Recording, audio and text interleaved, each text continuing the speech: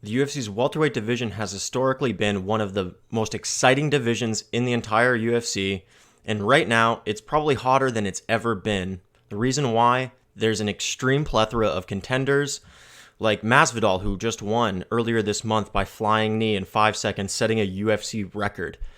You've got Colby Covington fighting this weekend against Robbie Lawler. If Colby wins that fight, he's undeniably, I believe, the top contender in the division. You've also got Leon Edwards, who just defeated Rafael dos Anjos. He's on an 8-fight win streak. He's getting to a point of undeniability, sort of in that same space that Tony Ferguson occupies at lightweight. So he's right there on the precipice of a title shot. And then in 2 weeks after this Saturday, there's a fight in the welterweight division that could have extreme ramifications on what happens for this next title fight after the upcoming one, and that is Pettis versus Diaz.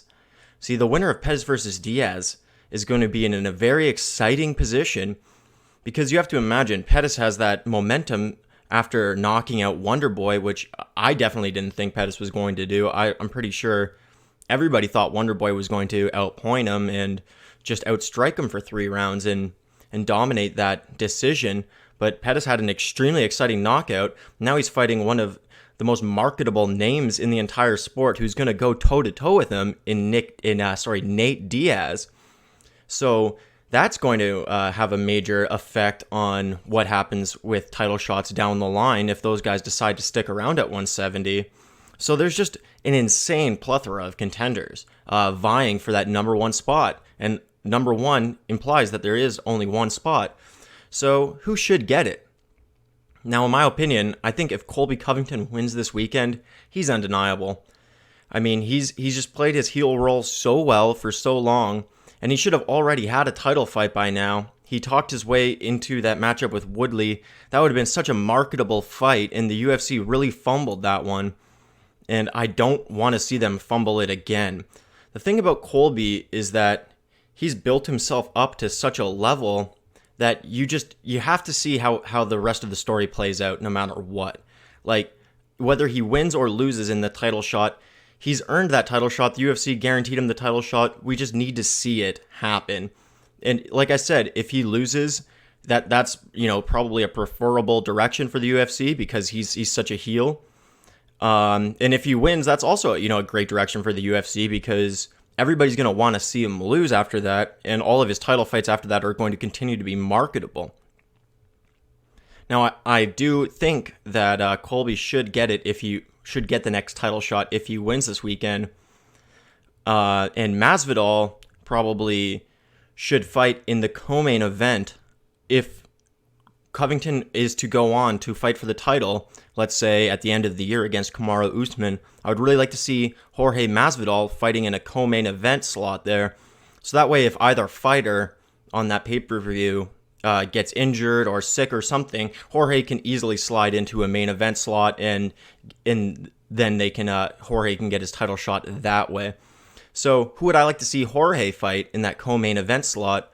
The obvious answer is Leon Edwards. They have a beef with the whole 3-piece and a soda thing. That's very marketable. That would be a great fight. And Leon obviously deserves it. Jorge obviously deserves it too. I mean, the backup of contenders here, it's a real logjam. It's insane. All these guys really have a right to claim their position as the number 1 contender. But as we said, there's only one number 1 contender slot. So Masvidal versus Edwards, that is the fight that would make the most sense in that co-main event slot. But I think that a fight that the UFC might prefer, and from in a vacuum, fan-friendly perspective, I think is a better fight, would be Jorge Masvidal versus the winner of Diaz Pettis. I mean, fights literally don't get any more exciting than that. The style that Gamebred brings and the style that Showtime brings and Diaz brings, I mean, that would just be fireworks. And also, you would have to imagine that we would be living in a world where either Pettis defeats Diaz and has that momentum of having knocked out Wonderboy and then defeating Nate Diaz. So Pettis would be occupying, a very similar space to where Masvidal is right now in terms of stardom after Masvidal had that huge win over Ben Askren. Or Nate Diaz steals that momentum. He's already probably the second most marketable guy in the UFC after Conor McGregor right now.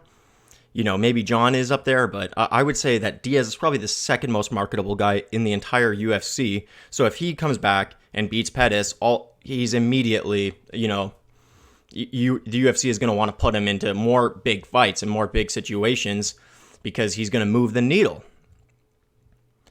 So you've got Colby Covington fighting Kamaru Usman.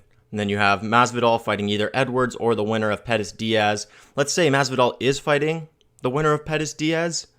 Now, Leon Edwards is out in the cold and kind of screwed over, to be honest. There's only one fight that really makes sense for Leon Edwards at that point in time, and that would be the Woodley fight. Now, if he gets through Tyron Woodley, if you beat Tyron Woodley and you have a 9-fight win streak, you're undeniable. If you're Leon Edwards at that point, you definitely sit out. You wait for your next title shot. I don't know if he could necessarily do that right now, which is why I'm suggesting he should probably take one more. But Tyron Woodley's ranked number 1 in the world. If you beat him, that's 9 in a row. I mean, you're totally undeniable. You can just sit back and wait for your title shot, basically, at that point.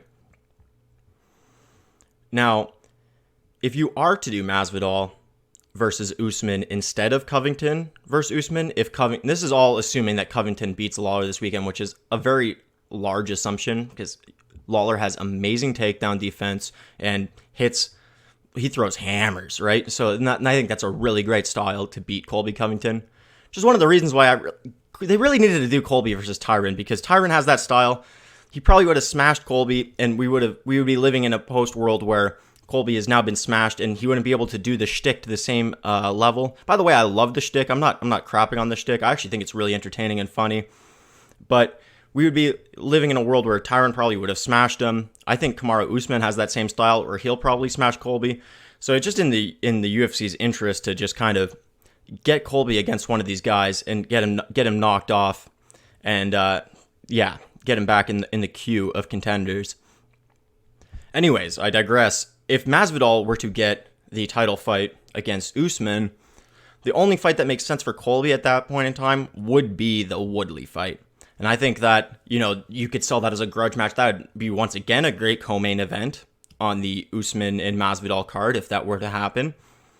And that way, it would be the same treatment that Masvidal's getting when I said Masvidal should get the co-main event slot on a potential Covington and Usman card. And you would be able to slide Covington into the title shot if Usman or Masvidal were to fall off due to injury or sickness or, whatever happens. As UFC fans, we are known to have to endure from time to time. So to reiterate my points, I think the main players for title contention are clearly Covington and Masvidal, but you've got like Leon Edwards, you've got Tyron Woodley, you've got Robbie Lawler, if he beats Covington, is occupying that sort of next contender space. We've got the winner of Pettis Diaz as well. Which, by the way, if Lawler does win this weekend against Covington, Lawler versus Pettis Diaz, that's a fun fight.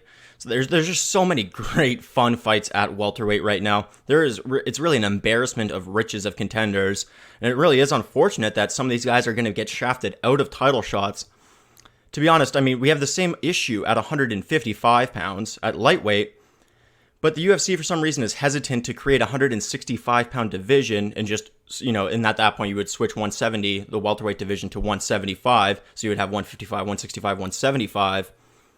And at that point, you would have an extra champion, so they wouldn't have to make all these BS interim titles like they do, because they're on the hook for 12 pay-per-views a year, and you have to have a championship bout in every pay-per-view apparently. So they're already at a lack of champions. I'm not sure why, with all the contenders at 170 and at 155, just an embarrassment of contenders at both divisions. You could easily make an extremely competitive and interesting 165-pound weight class. UFC refuses to do so. I digress. That's another topic for another day, I suppose. And I know that's a lot of speculation, but I'm just going to run it down once again. I think Covington wins this weekend. He should definitely get the next title shot. if Covington loses, Masvidal should definitely get the next title shot. Regardless, if Colby has the next title shot, then you should have Masvidal sitting there in the co-main event slot, so that way he can fill in if necessary. And Leon Edwards should be his opponent for that. But I think that a direction the UFC might go in, and I think a direction that, from a pure fan, just in a vacuum perspective of which fight is going to be more entertaining to my eyeballs to see, I think Masvidal versus the winner of Pettis Diaz could occupy that co-main slot. Leon Edwards gets screwed in that scenario. If he gets screwed in that scenario, the only fight that makes sense for him is Woodley. If Lawler wins this weekend, obviously you do the Masvidal title shot versus Usman, and I think that you could easily do a number one contender fight with Leon Edwards and Tyron Woodley on that, and you could have a fun fight with Lawler versus the winner of Pettis Diaz, which is another one. Like, the winner of Pettis Diaz is just, it's going to be, you just got a feeling that that's going to be a fun fight. And these fan-friendly fighters like Masvidal or Lawler, I mean, you really just want to see those fan-friendly matchups play out down the road.